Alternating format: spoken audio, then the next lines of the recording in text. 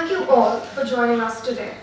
RVU University is honored to co-host the prestigious Infosys Prize Lecture in partnership with the Infosys Science Foundation.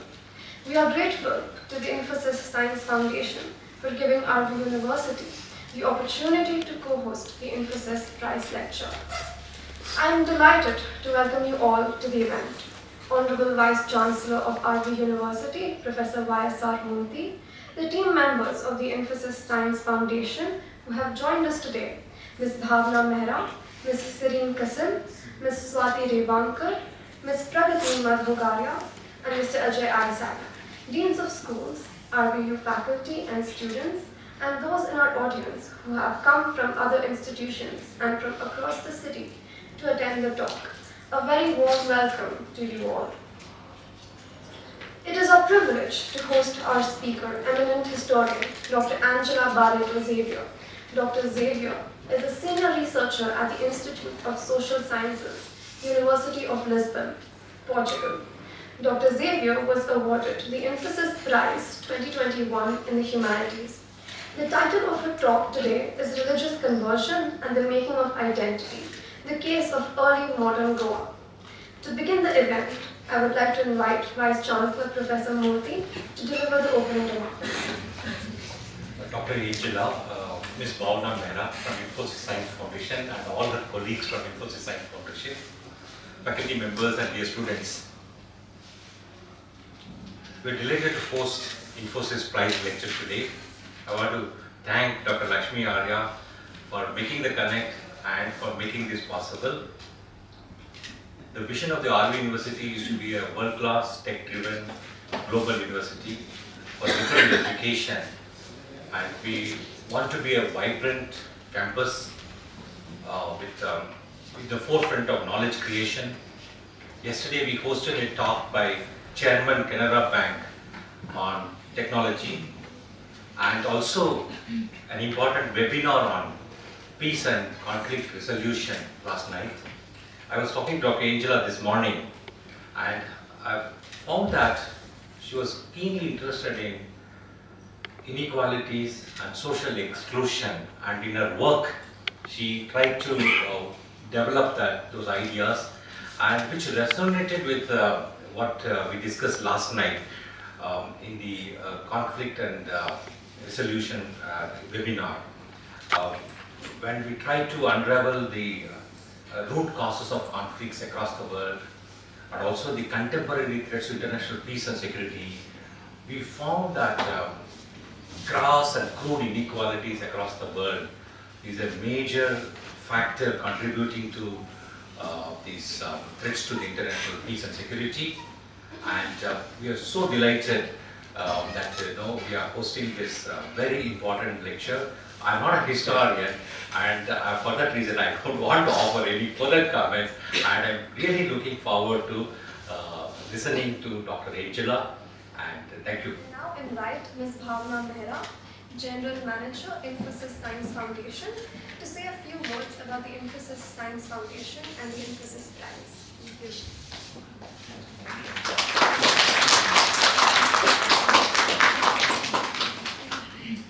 I'm going to keep it brief.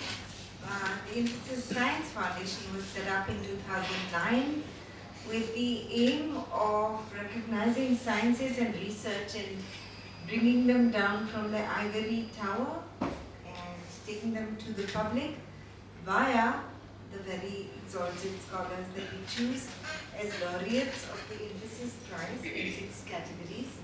We hope that most of you have heard of the prizes and of the Infosys Science Foundation, and if not, I hope that we'll be giving you collaboration from today.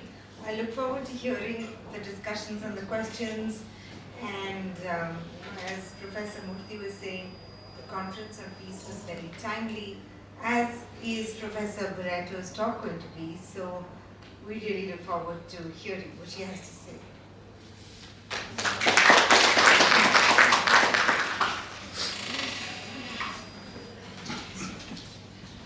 I would now like to invite Professor Lakshmi Arya Tapachar to introduce our speaker, Dr. Ângela Barreto Xavier.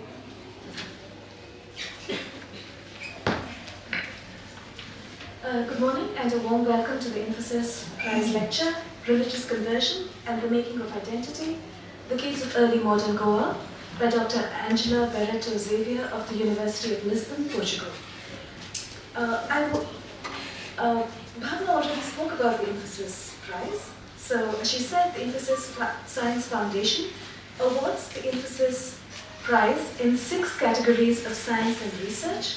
The Infosys Prize lecture series are talks given by the winners and jurors of the prize. These talks are aimed at making their work accessible to a wider audience from across academia and the informed public. Dr. Xavier was awarded the Infosys Prize in the Humanities in 2021. She is senior researcher at the Institute of Social Sciences at the University of Lisbon, Portugal. Born in Goa, Dr. Xavier was trained in history at the new University of Lisbon before going on to complete a PhD at the European University Institute in Florence in 2003. Dr. Xavier was awarded the Infosys Prize for her deeply researched and sophisticated analysis of conversion and violence in the Portuguese Empire in India, especially Goa, in the 16th and 17th centuries. Her extensive historiographical scholarship in both English and Portuguese has shown Dr. Xavier to be an important and original voice on colonial and imperial history. Her most recent book is Religion and Empire in Portuguese India, Conversion, Resistance, and the Making of Goan. I request Dr. Xavier to deliver her talk, please. Good morning. First, I would like to thank for the presentation, the Vice Chancellor for receiving me at the University, obviously of Infosys Foundation for awarding me this extremely important prize, and I was in the person of Narayana Murthy, but also Baban Mehta and all the team. I cannot say all the names, but that has been so kind and nice in dialoguing with me. And now I'm going to start my talk. I will read some things and speak. And I hope that you can follow my English and all that. My talk today. When I was preparing it, I was thinking what kind of people I would have to interact and to explain it. So my talk today is very firmly based in my empirical work, but all my empirical work has a kind of contemporary perspective. So I'm interested in general problems as the Vice Chancellor was saying, and I'm trying to understand these problems from an historical perspective, because I think that history really matters. History and good history really matters. So basically my talk today is about identity politics and the place of religion in the making of political identities. As you know, this is a very contemporary topic, identity politics. And it is extremely contemporary in multicultural and multi-layered societies as India, but wherever in the world. It's a very important topic. Gender, race, language, religion in particular have been regarded as very important factors in the construction of identities. But construction of identities, precisely. Identities are not an essence.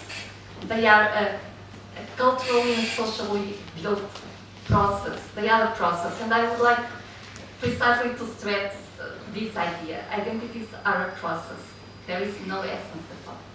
And historically speaking, and when we think about India, we have lots of information about these identity processes. When we think about the Mughal Empire and the Persianate, for example, we see that the interactions between the rulers and the locals produced different outcomes, and namely the influence of Persian and Persian culture or basic culture namely in the northern and central India, no? But when we think about Vijayanagara Empire or the Marathas, then we think about other outcomes happening also in the Indian subcontinent, namely the Brahmanic presence or the increasing of the Brahmanical presence in the old Indian old youth and so forth. Well, I don't have to talk about the British, but because you all know the impact that the British had in the creating certain types of identities in India as well. But also today, in India, as in other places, there are ways of reforging identities from the top-down ways of reforging identities.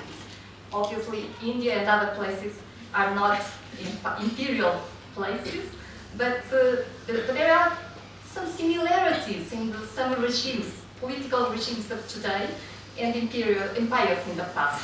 And that's one of the topics I would like to address here, because colonialism is precisely one of the places where identity formation is very clear, as I was referring before. And here I'm bringing a colonial experience, the case of Goa, but which experience and the processes of identity formation in Goa have striking similarities with the present. One of these similarities is related with religion, because there was what I call the functionalization of religion by political power. And that's one of the main features of what happened in Goa between the 16th and the 18th centuries. Religion was at the service of political power, and it was important because to create or to homogenize Goan society, and also by that way, to make Rome more efficient. Another aspect that I find similarities with some places in the world of today is the creating of historical narratives, forging new historical narratives, but usually saying that these are the true narratives of that place, when usually we know that historical pasts are multi-layered. There's not one historical narrative actually in any place of the world. I mean, we can see that in Portugal, for example, for a long time, there was the Muslim presence in the Portuguese Empire and the Portuguese metropolitan world was not talked about. It was like if it was a gap. There was a gap between the Roman presence, classical presence of the Roman Empire in Portugal, and then a sudden jump to a period when Christianity and Portuguese language were dominant. But actually, the Muslim presence in the Portuguese Empire was longer than the Roman presence. Why? How did it happen that in the Portuguese national historical narrative, Muslims were just taken out of this equation? Well, this is happening everywhere. And the Portuguese coming to Goa in the 16th century didn't do different. Actually, it was precisely in that moment that Muslims were the biggest rivals of the Portuguese and the Christian world in Europe. So when they were coming to Goa, they had this mindset, or they were bringing this mindset that was like Romanizing, expelling Muslim traditions, but also expelling local traditions, because they had the firm belief that what was really important was the Christian and the Roman tradition. So, okay, but if we to understand what happened in Goa, but we have first to understand what Goa was in the beginning of in the beginning of the 16th century when the Portuguese arrived. And let's see if this works. Okay, so it's important really to understand which were the contexts. And when I'm thinking about the context here, I'm thinking about actually the rural world and not the urban world. Because usually scholarship about Goa is focused on the city of Goa, the town of Goa, because that was a cosmopolitan place where many things were happening and people from different places were coming, and also because there is this idea that the urban spaces, and if you want to understand identity processes formation in Goa, surely we have to go to the rural world. And it's there where the legacies of the Portuguese presence are still present and conveyed. So in my research, I'm focusing mainly on the rural world and in the dynamics inside the villages. Oh, for many of you, probably Goa means only the place where there are beautiful beaches. And some probably know also that the Portuguese were there and people were Christianized.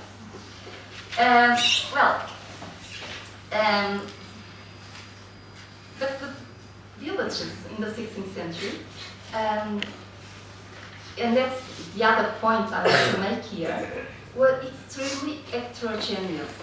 I even dare to say that today the villages are more homogeneous than they were previously. And that is something, well, if there was Goan nationalist historians here, they will certainly kill me because this is against the nationalist narrative. But how do I dare to say that villages in Goa were heterogeneous? Well, actually, because of a bad reason, that is the Portuguese arrived there and produced lots of documents about Goan villages in the 16th century. So one of the reasons why studying Goa is interesting is because there are lots of sources about life in those places in the 16th century. Lots, it's really a treasure. The archives of Goa, which are actually in a very bad shape, but they are a treasure for not only Goan history, but also for Indian history, because precisely of the amount of sources that have been produced about that space, that allows us to know also some aspects of Indian history that, because of the British that arrived much later, we cannot grasp for that period, or we don't have so systematic information, I must say, about this period, namely in what concerns village life. So, I'm referring here to this is the state of Goa today. These are the borders of the state of Goa. But I'm referring here, and this is a point that is important to have in mind when we think about Goa, only about the places that are in a darker color. Why? Because, and this is the point, Goa of today is made of territories that were incorporated in different periods. The darker ones in the 16th century and the lighter ones in the second half of the 18th century. And that is very important to understand Goan identity today. Because while the first territories were deeply Christianized, submitted to Christianization, because that was the political culture of the colonizers of that period, in the second half of the 18th century, that was not anymore the political culture of the Portuguese of that period. So secularization was starting in Portugal, and therefore the lighter territories were not submitted to conversion systematically. I mean, there were people that were converted but through missionaries without the support of political power. So in the beginning, you had functionalization of religion. In the second half of the 18th century, religion was not functionalized in the same way. So you had a different process, and like only 10% of the population of the new compass have been converted, but and we think that these conversions are voluntary conversions and not compelled conversions as the first. So when we think about Goan identity, actually we have to think about Goan identities, because this mix doesn't make a Goa also today an homogeneous place. Well, all these territories, but the darker ones that I did this map, it's like around 135 villages, so I'm talking about the macro level, 135 villages. They have been submitted to very different political dominions. Only in the 15th century, they had under Vijayanagara Empire, but also Bahmani Sultanate and Bijapur Sultanate. So you can see like Hindu dominion, but also Muslim dominion. So when the Portuguese arrived in the beginning of the 16th century, there was already this tradition of dominion from outside. Goa did not exist. Actually, in Portuguese, my book, my PhD thesis was called The Invention of Goa, because politically speaking, Goa exists as such, as this territory, because there was a Portuguese dominion there. I know it's a controversial way of talking about it, but I wanted to make this point very boldly. So these 135 villages were, as I was saying, submitted to different dominions, but they were also hosting different types of migrations in different periods. From India, South and North India, but also from elsewhere, from East African coast, from Persia, from Armenia, from Arabia, from different places, from Jewish migrations. So when the Portuguese arrived in Goa, in these territories, there was already multicultural, we can say, multicultural territories in societies. But I'm just focusing on the people that have Indian origin, because we don't have so many data about the others. And what we have about these people? What the documents help us to say, oh, it's not the other one, Susan? Yes.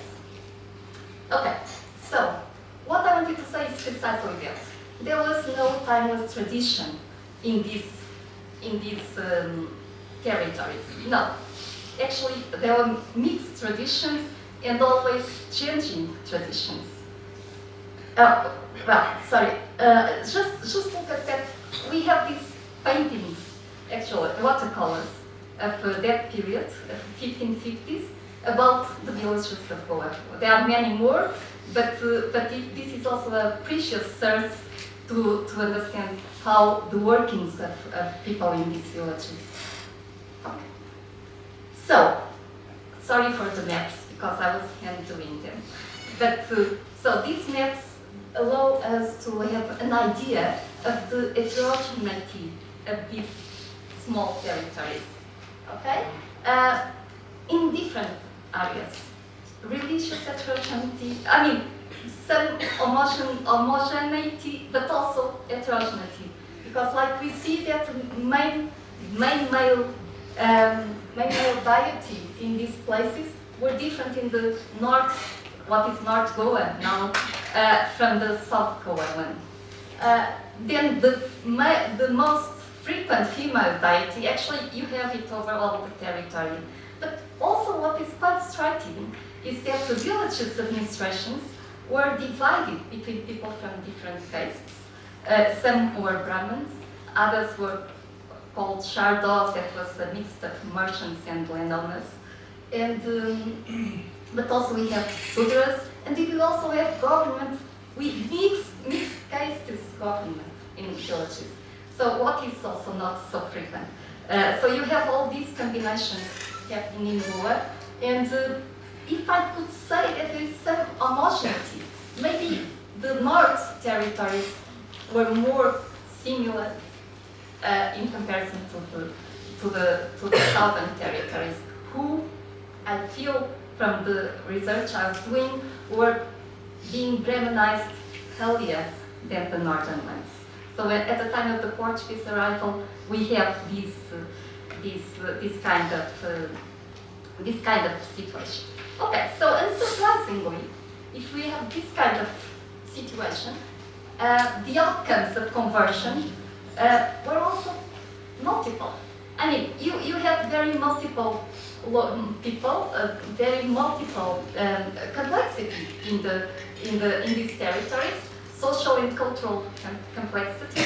So when the Portuguese arrived, the interactions were not with an homogeneous society. No, and also we must say that Portuguese were not homogeneous at all, because we sometimes tend to think about the colonizers as typical and some kind of people, and other times, well, when the historians from the colonizers do history about the colonized, they also tend to think about the colonized as more or less equal. And historians of the colonizers also sometimes tend to do the same. So no, the Portuguese were also extremely different. The Portuguese that arrived in Goa, well, the very few Portuguese, you must say. You know, Portugal had 1 million inhabitants in that period. And Goa had around 150,000 inhabitants. So Goa at that time had already a kind of 10% or more than 10% of all Portuguese population. And the demographic equation is also very important to understand what was going on. I mean, there were very few Portuguese coming to Goa. They had military power, yes, they had guns and all that, and that helped them surely to impose their power. But that was not enough, because they were really very few. And they were very few, and they were also they were not homogeneous, I was saying. There were nobles, there were soldiers, there were lower people with different aspirations. And all this complexity and diversity produced also different outcomes. So, to understand now the mechanics of conversion, we have to go back to Portugal and to Europe. I was talking about functionalization of religion in that period. And functionalization of religion in that period happens directly related with an event that changed structurally Europe, which was the division of Europe, the Christianity in Europe, between Catholics and Protestants. 1521 was a key moment in that process.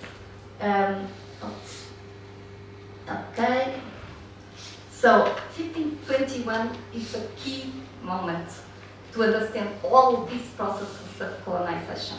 And why? Because Christianity in Europe was all Catholic, and from that moment onwards became separated between Catholics, mainly in the south of Europe, and Protestants, mainly in the north of Europe. And this provoked civil wars inside different countries. And what happened in political culture in this period changed dramatically because of these civil wars. Namely, started this idea that a prince had to have the same, or the subjects, the vassals of a prince had to have the same religion as the prince.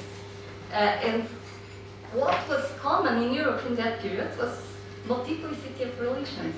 Also in Portugal. In Portugal there were Muslims and Jewish and Portuguese for a long time. By the end of the 15th century, Muslims and Jewish started to be converted to Christianity. After 1521, Inquisition was made precisely to prevent Muslims and Jews from existing. The converted Muslim and Jews had to be really converted people.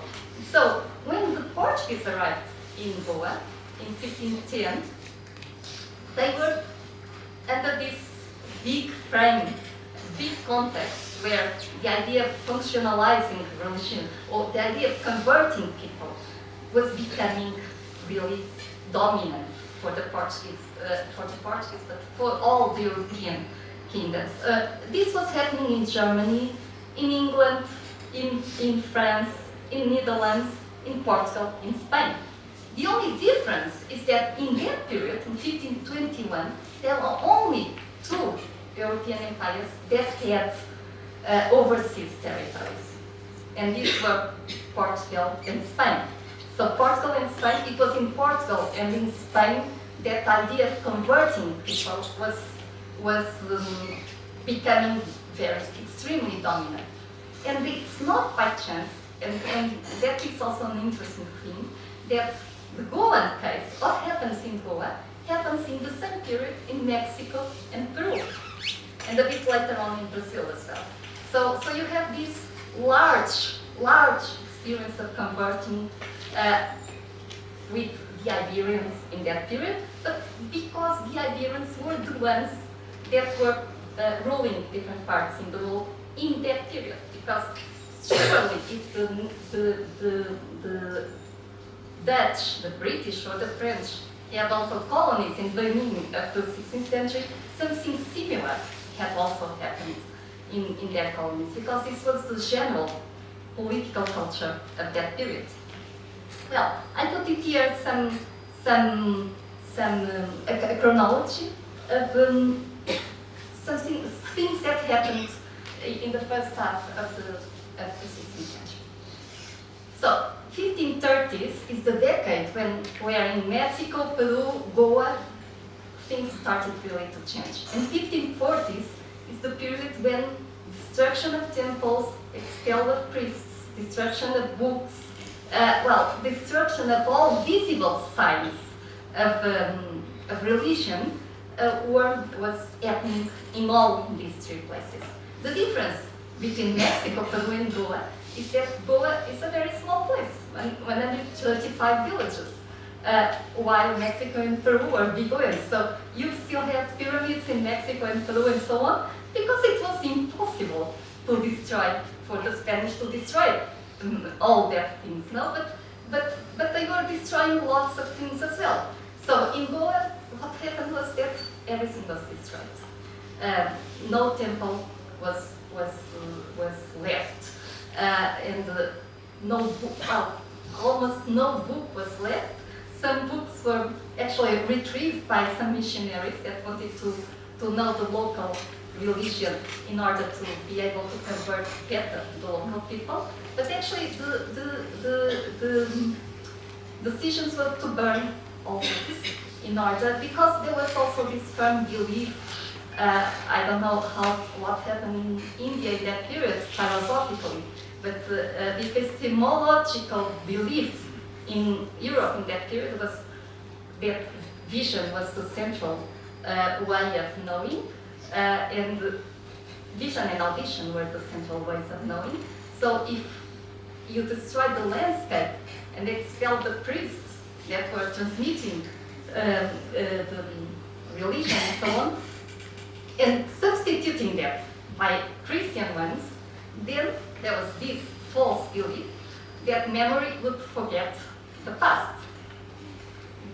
Obviously, this was a false belief, but that was a belief also that moved people to do this. But what is strange, so they were doing this, and this was really bad. This was an extremely bad cultural violence towards these places. What is surprising and ironical is that, so this was starting in 1540, but in 1541, as we see, there was a document signed by the village elites of Tisvadi, that was the central place, saying that they would transfer the lands, the rents coming from the lands and the properties and goods of the temples to the Portuguese crown to fund Christian cult. Okay, this is astonishing. It was 1 year after the demolition of the temples. But what is even more astonishing is from 18 people, from 18 villages that were signing this document, one was Christian. All the others were not. So this is a kind of paradox. How does it happen that all these people sign something that is completely against their beliefs and their cults and all that? And that happened again in 1554. In 1554, there is another set of documents, extremely important set of documents, which is that's what allows us to know which were the deities, the temples, the lands that belong to the temples. That is an inventory of all the lands, of all the temples in these villages of Goan. Again, this document was made, well, there were inquiries of the imperial relations to the local elites, and we have all the documents of these inquiries, which is extremely interesting because you can see from the first document that the Portuguese knew nothing about religious life in the villages. And in 15 days after they were going village from to village, they start to know much more. So you see the questions about the lands, the properties, and religion, they start to be really much more detailed. So they are learning because they come from ignorance to knowing more and more about the local villages. And also these documents were signed mainly by non-Christians. So you see in this period between 1540 1550s, local elites signing and accepting to transfer the money, the rents of their religious life to the Portuguese imperial power and against their will, in a way, and their populations. But these documents, well, obviously there are lots of fantasy in these documents because they say that these elites were signing with contentment and voluntarily and saying that they would transfer forever this money to the Portuguese. Well, I'm going now just to give a small example. Oh, I am always doing this wrong. Okay. Of one small village, the village of Carambolim, just to make it more clear for you. So, Carambolim village was very near the town of Goan, 10 kilometers away. And it was one of the central villages of Goa in that period. One of the most important villages. But it had no more than 1,000 people. I mean, probably less than 1,000 people. So,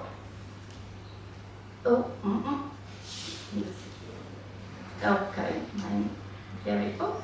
Okay, so we have a description of the decision of the elites of these villages in 1559. So they were 20 years without converting, basically.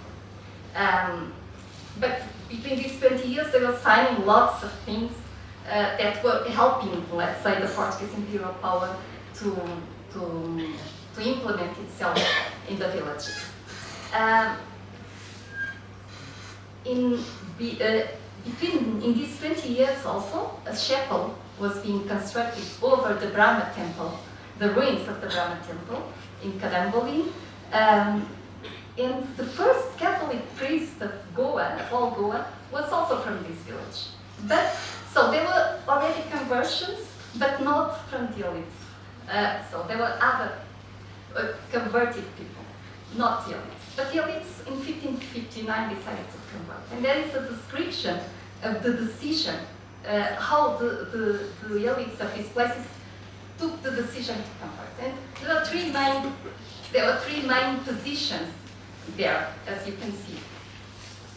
So, the first was taken by the people probably that were more connected to religion in the Carambolim villages, was to abandon the villages because they didn't want to abandon their cult and their religion and all that. And we know that in that period, circa 30% of people from the villages actually abandoned the villages and settled in the neighboring territories. And I must say that some of them returned later. So it's not 30% all, but many did, actually, because there are Portuguese sources saying that Goa without people it's not worth it to conquer because then the fields would not be would not produce and the rents would not come. So after this initial moment of dramatic imposition, there was some smoothing of this decrease and all that in order to get some people there. But 30% of people initially fled the territory. But 70% of people did not. And did not. So I'm going to use a difficult word here. In a way, they consented the Portuguese presence. I mean, and I put it between commas because it's not a completely free consent, obviously, but they consented.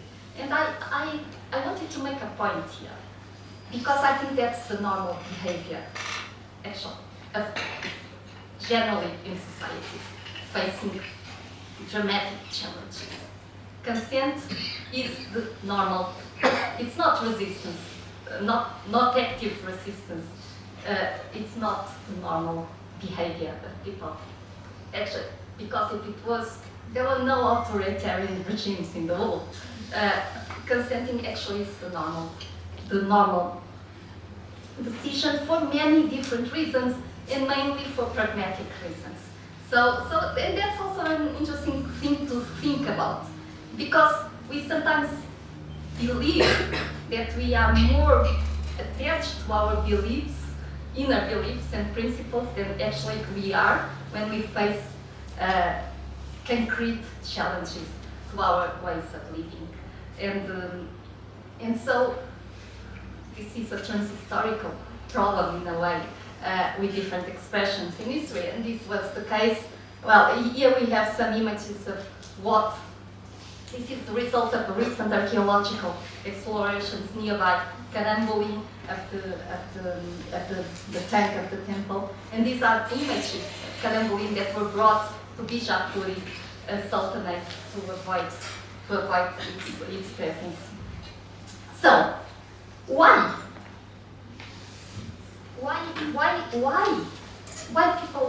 people consent?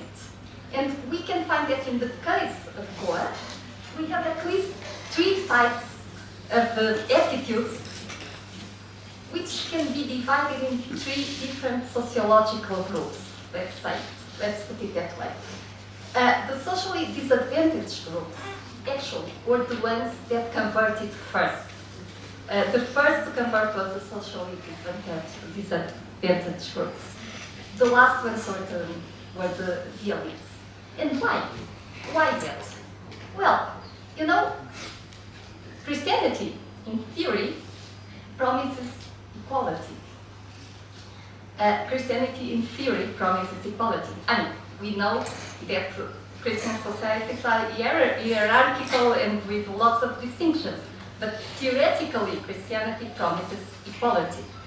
So, for people living in miserable conditions and trapped in some social hierarchies that are complex to overcome, Christianity could be interesting for these people.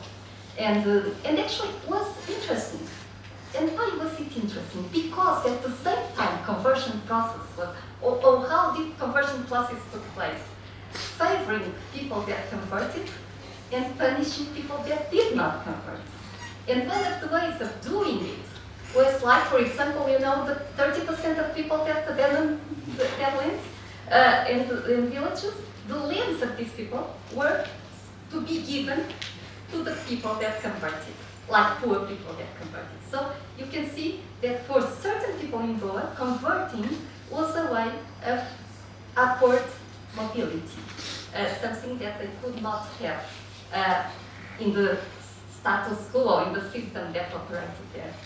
Then there were these people that were, it's difficult to define these people that are less attached, let's put it that way, less attached to their beliefs and are more, I'm going to put this in commas as well, more materialistic. Well, their well-being and also the idea of social mobility that existed clearly in Goa in that period, so that's another point. My findings about Goa show completely that case system was not a rigid system in Goa. It was not. The rigidification case system comes later, after the 18th century. In that period, mobility, social mobility was, well, the possibility of social mobility was bigger. And Christianity created a world of opportunities for social mobility for the most disadvantaged people. And so it's not surprising that the first to convert were the disadvantaged people. But why? And the elites were resisting, obviously. The elites were resisting. But when, precisely here in 1559, when the elites of Karambulin were converting, in this year saw an array of royal decrees really punishing those that did not convert it. And one of the things that was told in these places, for example, in these decrees, was that non-Christians could not have power over Christians. So you know what this means in the villages? Non-Christians could not have power over Christians. So that meant that village administration would be taken off of the usual elites. And that meant another thing. People that were doing services for the elites, necessary services to keep their castes, namely, they stopped doing it. Like washermen, all types of cleaning services, all the things that were absolutely needed to keep ritual distinction, in many villages they started to stop. So the elites were facing a big challenge. Either they were fleeing as some did, or if they were staying to keep their positions, they actually had to convert. So that's why I'm saying it was a compelled conversion. But they could have fled, but they didn't. They preferred to convert than to leave the village. What is perfectly understandable. It's perfectly understandable. And one thing else, the Portuguese promised these elites that they could keep their honors and distinctions. Theoretically, again, Portuguese and Christianity is against the caste system. So there was a compromise, a Christian creed, in order to get the elites converted. And also the elites were compromising their own beliefs in order to get their to keep their social and political positions. So as we can see, passive resistance accommodation were actually the main choices, if I can put it that way, of the local populations. But for many of them, as we have seen before, I think, let's see, yes, some will say conversion is, they believe that conversion was transient. So many of these people actually believed that Portuguese imperial power was not to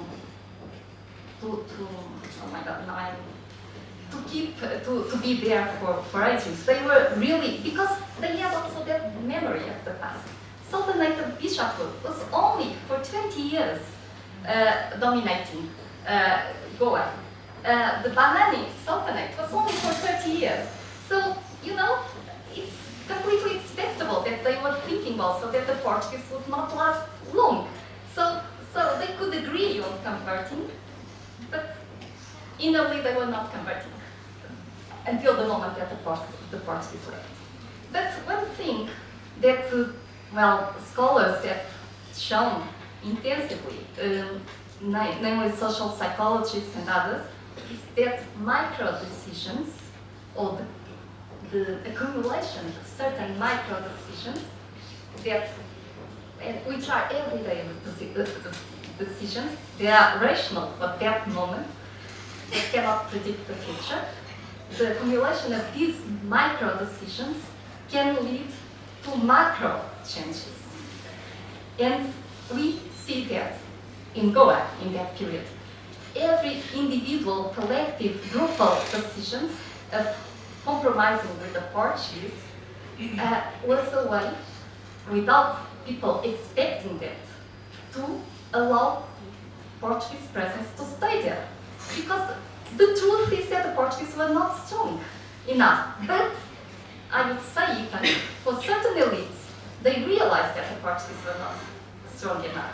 And between the choice of a stronger power or a weaker power, it was better to have a weaker power than a stronger power. You know, because like in the 15th century, in the 16th, in the 17th century, when the Dutch appeared, they also tried to conquer Goan. And in that moment, Portuguese king was saying, you have to keep the populations content. And were granting lots of privileges to the converted Goans. So because they were completely aware that there was choices that could be made. So, and but also for the local elites maybe to choose a weaker power was better than to choose a stronger power. And maybe it's also because of that Goan elites actually, if in the beginning they wanted to keep that power, they enlarged that power during the Portuguese. I'm talking about the Goan elites, not because there was a kind of historical threat here. The disadvantaged people converted to get more power and social mobility and all that. But from the moment onwards, when the Goan elites converted, the older system was also kept. Not exactly in the same way. I mean, not exactly in the same way. In India, in Goa, for example, there were no Dalits, so there were no untouchable people. That actually was not part of the Christian policy, but they were still in the bottom. Most of them kept in the bottom and kept doing the similar service than they were doing before. So you see, you have like, they were trapped by history, as frequently happens also to disadvantaged people. They are frequently trapped by history. Okay, in that time there were no quotas and all, there were no active policies of including disadvantaged people. So they were just trapped by history. And that's one of the dramatic things that were happening in this period. Just going to... Okay. I wanted just to refer to three things in this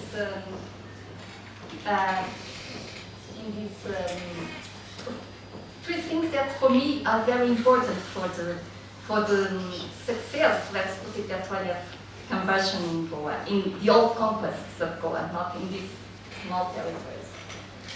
Besides the village elites, obviously, the ones that have more to lose, let's put it that way, if they did not convert, women were central for success of conversion in Goan villages. And I want to explain these two variables. Village elites had the power, and power was really important to impose conversion also, and to control conversion. Elites had the power. But the combination of elites and women was fundamental. And why that? Because actually, for social and cultural reproduction, early education and family are fundamentals. Well, they were fundamentals. I think today internet is more fundamental than mothers and family. But in former times, well, until recently, family and women, mothers, were absolutely fundamental for the transmission of culture.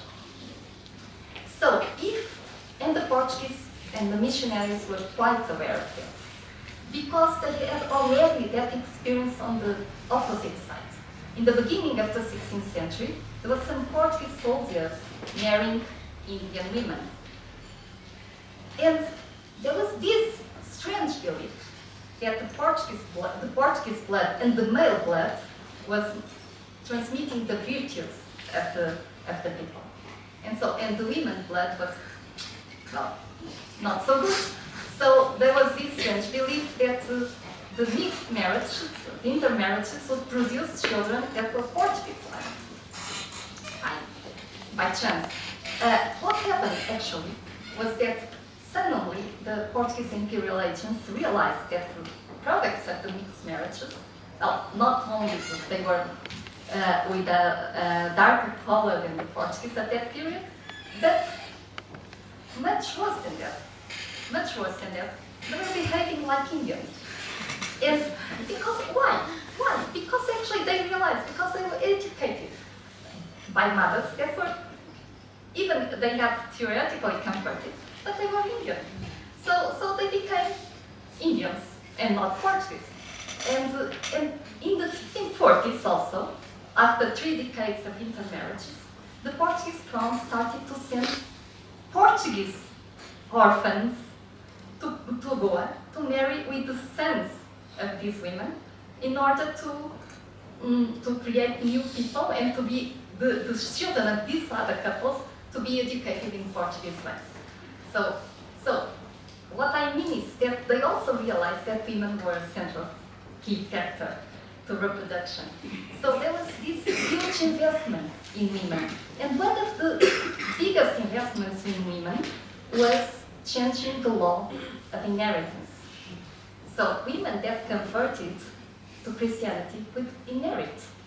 Widows could have autonomous lives, something that they could not have in the local situation. And that is really an interesting, I didn't work on that intensively, but it's a really interesting situation that these converted women started to have ways of living, and we can see that in the documents produced in the villages, women petitioning to the crown against the male elites of the village, and with certain type of agency. With agency, with really agency, that was somehow one of the, I would say even the good results of this Christianization process. So there was a gendered Christianity, I would say, in Goa. And the gendered Christianity was fundamental for the cultural reproduction Christianity. Language was absolutely fundamental. But who was actually incorporating the Portuguese language? The ones that were educated in Portuguese. And actually, the first idea of the Portuguese missionaries was to educate everybody in Portuguese and in Christian teachings and so on. But suddenly, they also realized to do it, laborers were spending lots of time with education, and they were not laboring in the fields. It's awful, but there was discussions about this. So discussions about, should we educate everybody? We cannot educate everybody, because otherwise the fields will be empty. The production, because instead of in the working hours, they will be at schools being educated. So they were doing this typical choice. They were saying, okay, we educate the elites, because the elites also, they didn't work in the fields, and but we don't educate the disadvantaged people. These have also broad consequences for the future. One of the consequences was that elites were learning Portuguese language and Portuguese alphabet. From 1583 onwards, all the decisions taken by the villages were to be written in books coming from Portugal and in Portuguese language. And these books are an amazing source. We have hundreds of books that register weekly decisions of the village elites of these places. Again, I was telling you that historical sources produced by Portuguese can be really very interesting to understand the rhythms of rural life. And we can see also in these books that, again, that the rhythm of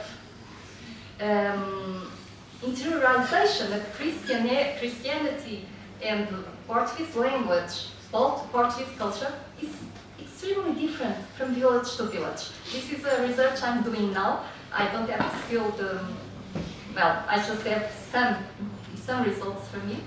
But we can see that our villages that learn, village elites that learn Portuguese very soon, and they have all the books written in Portuguese. Then we have another villages that take a long time to write in Portuguese, like 70 years. And you know, every 2 years there was a royal decree saying, you have to write the books in Portuguese, every 2 years. And in some places for 70 years they didn't write in Portuguese. And do you know what this means? That the Portuguese followers, they were unable. They were unable to compel people to write in Portuguese. It took for certain cases. So there was a margin of choice. They were unable of doing it because every 2 years they were saying, you have to write, otherwise you are going to be punished. And in some theology they didn't. And they also showed that the reasons of conversion were different from place to place. I don't know yet why this happened, because there is no geographical rational. I have to. Sorry. Okay, sure. But this happened, and but what these books, which are precious sources to understand the reasons of conversion, at the same time they show precisely what I was saying in the beginning. Writing in Portuguese alphabet, speaking and later thinking in Portuguese language was a very structural change in the minds of these people, because language, as you know, entails also modes of thinking and modes of expressing. We cannot express ourselves and our inner feelings in the same ways in the mother language or in other languages. But Portuguese became actually the mother language for many of those elites. And what happened next? We see in the beginning of the 18th century, some of these elites writing books, rewriting their own history. So we have historical books from the beginning of the 18th century, written by Goan converted people, priests in this case, namely we have 3 books defending that one case was most important than the other. So written by Brahmins and by Shardos, that was the rival case. And in both, and the 3 books are historical books. And what are they doing? They are Christianizing Indian history.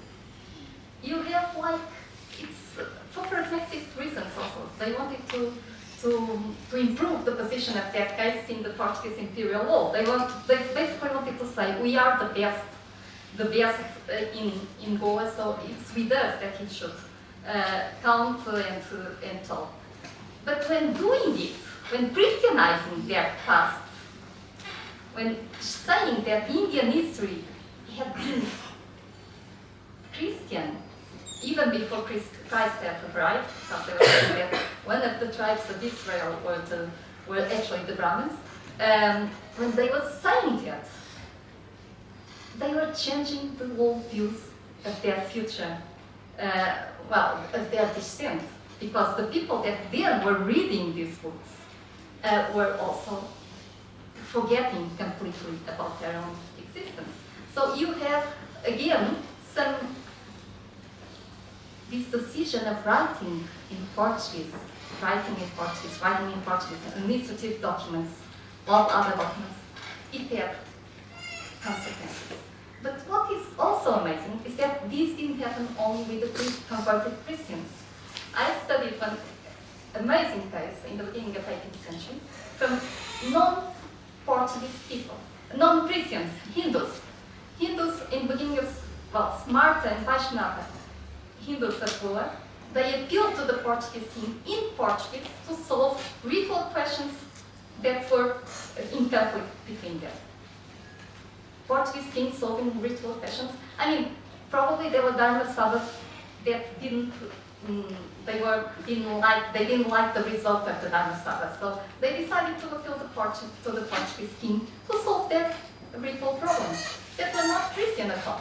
So you see, these little decisions, pragmatic decisions, can have deep consequences for the future.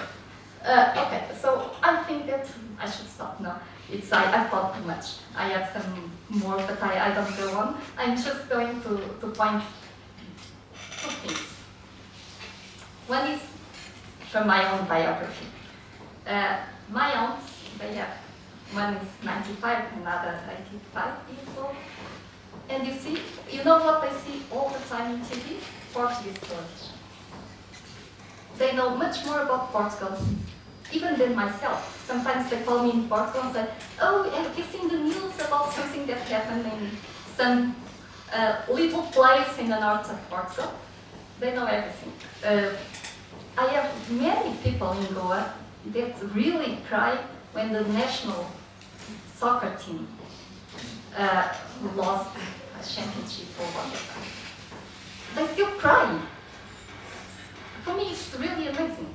So these are the results of conversion in certain people. But then the majority, the demographic majority, they are not. They don't have this kind of full conversion. Their identities are much more multiple because the identities of these people were much more Portuguese than Indian. They didn't, because also in school, they didn't learn anything about India. They knew the rivers of Portugal, but they didn't know where the benches was probably, you know? So education was a central feature for all this process. And education and these people, well, it's not by chance that today we have a prime minister that is from Goa. Well, India has in England, the prime minister is Indian as well. It's not by chance. It's also because of all these processes of constructing identities that take a long life and that make some people to really get, how to say, the best out of opportunities, some of them dramatic, as imperialism was, to get the better for them, without really thinking about the community. So this tension between individual interests and community interests is one of the, certainly one of the things we have to think about when we make our own individual decisions. And so, thank you for your attention and sorry for talking so long. I always talk.